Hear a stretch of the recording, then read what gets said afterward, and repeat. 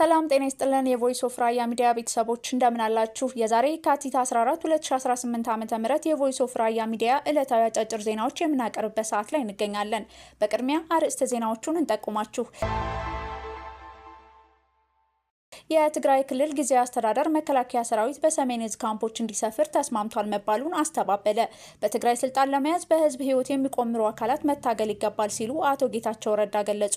በትግራይ ክልል ዳግም ጦርነት ሊቀሰቀስ ነው በሚል ስጋት ተከትሎ ሰዎች በብዛት እየወጡ ነው ተባለ። በሰሜን ኢትዮጵያ ወታደራዊ ውጥረት መንገሱን ተከትሎ ዶክተር ቴድሮስ አድሃኖም የሰላም ጥሪ አቀረቡ። እነዚህንና ሌሎች ዜናዎች ይዘናል። አብራችሁን ቆዩ። የትግራይ ክልል ጊዜያዊ አስተዳደር መከላከያ ሰራዊት በሰሜን እዝ ካምፖች እንዲሰፍር ተስማምቷል መባሉን አስተባበለ። የኢትዮጵያ መከላከያ ሰራዊት ትግራይ ክልል ውስጥ ወደሚገኙ የቀድሞ የጦር ሰፈሮች ይገባል ተብሎ የተሰራጨው መረጃ ሐሰት ነው ሲሉ የትግራይ ክልል ጊዜያዊ አስተዳደር አስተባበለ። የክልሉ ጊዜያዊ አስተዳደር ፕሬዝዳንት ጽህፈት ቤት ዛሬ በይፋ የፌስቡክ ገጹ ባወጣው መግለጫ በማህበራዊ ሚዲያ የተሰራጩ መረጃዎች የተሳሳቱ ናቸው ብሏል። ሌተናንት ጄኔራል ታደሰ ወረደ የሚመሩት የክልሉ ጊዜያዊ አስተዳደር የማስተባበያ መግለጫውን ያወጣው ሰሞኑ የማህበራዊ መገናኛ ዘዴ ተጠቃሚ አንቂዎች የፌዴራል መንግስት የመከላከያ ሰራዊት ወደ ቀድሞ የጦር ሰፈሮች እንዲሰፍር ለትግራይ ክልል ጊዜያዊ አስተዳደር አሳውቋል የሚሉ መረጃዎች በስፋት ካሰራጨ በኋላ ነው ተብሏል።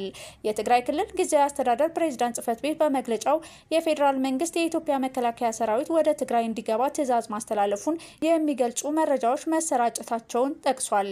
በተጨማሪም የክልሉ ጊዜያዊ አስተዳደር የመከላከያ ሰራዊት በቀድሞ የሰሜን እዝ ካምፖች እንዲሰፍር እንደተስማማ ተደርጎ ተወስዷል ብሏል። መረጃው ወደ ህዝቡ ለምን እንደተሰራጨ ስልታዊ ምንጭና ሊያሳካው የተፈለገ ግብ እንዳለ ግልጽ ነው ያለው የክልሉ ፕሬዝዳንት ጽህፈት ቤት መረጃው ሐሰት መሆኑ እንዲታወቅልኝ እፈልጋለሁ ብሏል። የአሁኑ የትግራይ ጊዜያዊ አስተዳደር መግለጫ የተሰማው ባለፈው ጥር ወር የአውሮፕላን በረራ እስከማቋረጥ ደርሶ የነበረውና በፌዴራልና የክልል የጸጥታ ኃይሎች መካከል በአማራና በትግራይ ክልሎች አዋሳኝ አካባቢ ግጭት ውስጥ ከገቡ በኋላ ለመጀመሪያ ጊዜ ነው። የፕሬዝዳንቱ ሌተናንት ጄኔራል ታደሰ ወረደ ጽህፈት ቤት ይህንን መግለጫ ያወጣው በፌዴራል መንግስትና በትግራይ ኃይሎች መካከል የተፈጠረው ውጥረት ወደ ግጭት ሊገባ ይችላል በሚል ስጋት በተፈጠረ ሁኔታ ውስጥ ነው። ጥር ላይ የፌዴራልና የትግራይ ኃይሎች ክልሉን ከአማራ እንዲሁም ከአፋር ክልሎች ጋር በሚያዋስኑ ስፍራዎች ግጭት ውስጥ ገብተው እንደነበር ይታወሳል።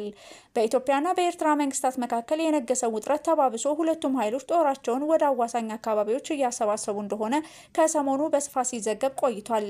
ዓለም አቀፉ የግጭት ተንታኝ ኢንተርናሽናል ክራይስ ግሩፕ በአርብ ባወጣው ዘገባም በትግራይ በህወሓትና በፌዴራል መንግስቱ መካከል እንዲሁም በኢትዮጵያና በኤርትራ መንግስታት መካከል ያለው ውጥረት ወደ ግጭት ሊያመራ እንደሚችል ስጋቱን ገልጿል።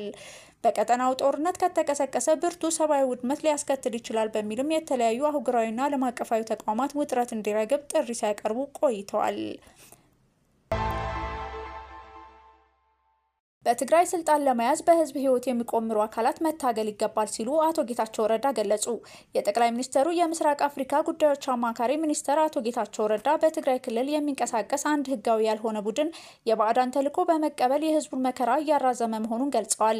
በአዲስ አበባ ከትግራይ ተወላጆች ጋር በተካሄደው የውይይት መድረክ ላይ እንደተገለጸው ይህ ቡድን የፕሪቶሪያውን የሰላም ስምምነት ወደ ኋላ በመመለስ ክልሉን ወደ አላስፈላጊ ግጭት እያመራው ይገኛል። ሚኒስትሩ አክለውም የትግራይ ህዝብ ገና ከጦርነት ጠባሳ ሳይላቀቅና ካጋጠመ ሁለንተናዊ ጉዳት ሳያገግም አሁንም የራሳቸውን የስልጣን ጥም ለማርካት በሚሹ አካላት ፈተና ላይ መውደቁን አስረድተዋል።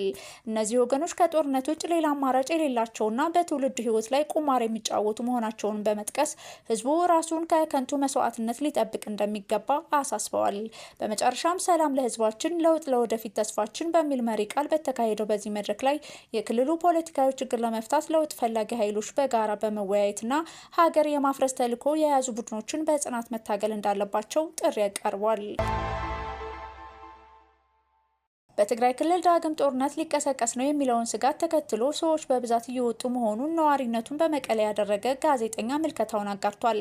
ከክልሉ ወደ አዲስ አበባ የሚደረጉ የአየርም የየብስም ትራንስፖርት አማራጮች በጣም ቢዚ ናቸው ያለው ጋዜጠኛው በአውሮፕላንም በባስም ብዙ ሰው እየወጣ ነው ሲል ያለውን ሁኔታ አስረድቷል። የመቀሌ ከተማ ነዋሪዎች ሁሉ ጦርነትን በመስጋት ከትግራይ ክልል በብዛት እየወጡ ያሉት ወጣቶች ስለመሆናቸው ይናገራል። በፍጥነት መውጣት ስለሚፈልጉ ወጣቶቹ በክልል የአውሮፕላን ትኬት ለማግኘት ቀናትን ላለመጠበቅ ሲሉ ወደ አፋር ክልል ሰመራ በመኪና ሄደው ከዚያም በአውሮፕላን ይጓዛሉ ይላል። የትግራይ ህዝብ ጦርነቱ ይነሳል ብሎ በመፍራት ልጆቹን እያሸሸ ራሱን ለማምለጥ ጥረት እያደረገ እንደሆነ በአካባቢው በስፋት እየተዘገበ ይገኛል። መቀለ ከተማ ጭር ማለቷንና እንቅስቃሴዎች በከፍተኛ ደረጃ መቀነሳቸውን ከቦታው የሚወጡ ምስሎች ያሳያሉ። አውቶቡስም እንደ ልብ እንደማይገኝና ትኬት ቆርጦ ለመሄድ ቀናትን ሊያስጠብቅ እንደሚችል የሚናገረው ጋዜጠኛው በዚህ ምክንያት በመለስተኛ ተሽከርካሪዎች አቆራርጠው ወደ አፋር የሚገቡ ወጣቶች እንዳሉ ይገልጻል። ወጣቶቹ ትምህርትም ጭምር አቋርጠው ነው እየወጡ ያሉት ሲልም የሁለተኛ ደረጃና የዩኒቨርሲቲ ተማሪዎች ጭምር ከክልሉ እየሸሹ መሆናቸውን ያብራራል። ዩኒቨርሲቲ የሚማር ወንድም እንዳለው የሚገልጸው ጋዜጠኛው ቤተሰባቸው ትምህርቱን አቋርጠው ወደ አዲስ አበባ እንዲሄድ እየወተወቱት እንደሆነ በግል የገጠመውን አካፍሏል። ትንሽ ሁኔታውን እንየውና ካልሆነ ይሄዳል ብዬ ነው ያረጋጋኋቸውም ሲልም ቤተሰቡ በጭንቀት ላይ እንዳሉ ያክላል። በትግራይ ክልል ስላለው የጦርነት ስጋት ጋዜጠኛው ሲያስረዳ የኢትዮጵያ ሰራዊት ተጠግቷል። በትግራይ በኩልም ዝግጅቶች አሉ። በቀበሌም ሰው እያዘጋጁ ነው። በየቀበሌው ለጦርነት ተዘጋጁ ተብሎ ተነግሯል ብሏል። በሰሜን ኢትዮጵያ ወታደራዊ ውጥረት መንገሱን ተከትሎ ዶክተር ቴድሮስ አድሃኖም የሰላም ጥሪ ያቀረቡ። እውነተኛ ጀግኖች ሰላምን ይመርጣሉ ሲሉ የዓለም ጤና ድርጅት ዋና ዳይሬክተር ዶክተር ቴድሮስ አድሃኖም ገልጸዋል። የዓለም ጤና ድርጅት ዋና ዳይሬክተር ዶክተር ቴድሮስ አድሃኖም ጦርነት በሰው ልጅ ላይ የሚያስከትለውን አስከፊ መዘዝ በማስመልከት ጥብቅ መልእክት አስተላልፈዋል። ዳይሬክተሩ በንግግራቸው ጦርነት ከጥፋት በስተቀር ለትውልድ የሚተርፍ አንዳችም ትርፍ እንደሌለው አሳስበዋል። ጦርነት ትርፉ ሞት፣ ንብረት ማውደም፣ መፈናቀልና ስር የሰደደ ረሃብ ብቻ መሆኑን ገልጸዋል። ለማንኛውም ግጭት ሁልጊዜም ቢሆን የፖለቲካ መፍትሄዎች እንዳሉና የሰላም በር መዝጋት እንደሌለበት አስገንዝበዋል። እውነተኛ ጀግኖች ሰላምን ይመርጣሉ በማለት ለሰላም ቅድሚያ መስጠት የጥንካሬ እንጂ የድክመት ምልክት አለመሆኑን አክለዋል። ለሰላም እድል እንስጥ ሲሉ ጥሪያቸውን ያስተላለፉት ዶክተሩ ዓለም አቀፉ ማህበረሰብም ሆነ የሚመለከታቸው አካላት ለሰላም ያላቸውን ቁርጠኝነት እንዲያሳዩ ጠይቀዋል። የህወሓትና የሻዕቢያ ጋብቻ በትግራይ ወጣቶች ላይ የታወጀ ሌላ የሞት ፍርድ ነው ሲሉ የቀድሞ የህወሓት ታጋይ ወይዘሮ አረጋሽ አዳነ ገለጹ። የቀድሞ የህወሓት ታጋይ ወይዘሮ አረጋሽ አዳነ አሁን ላይ በህወሓት ቡድንና በሻዕቢያ መካከል እየታየ ያለው ትስስር ዋና ዓላማው የትግራይን ወጣት ለመጨረሻ እልቂት መዳረግ መሆኑን ገልጸዋል። ሻዕቢያ የራሱን ህዝብ ችግር መፍታት ያልቻለና በሁከት የሚኖር ድርጅት መሆኑን የጠቀሱት ወይዘሮ አረጋሽ አሁን እያደረገ ያለው እንቅስቃሴ ለትግራይ ህዝብ ተቆርቁሮ ሳይሆን የራሱን ጥቅም ለማስጠበቅና የፕሪቶሪያውን የሰላም ስምምነት ለማፍረስ እንደሆነ አስረድተዋል።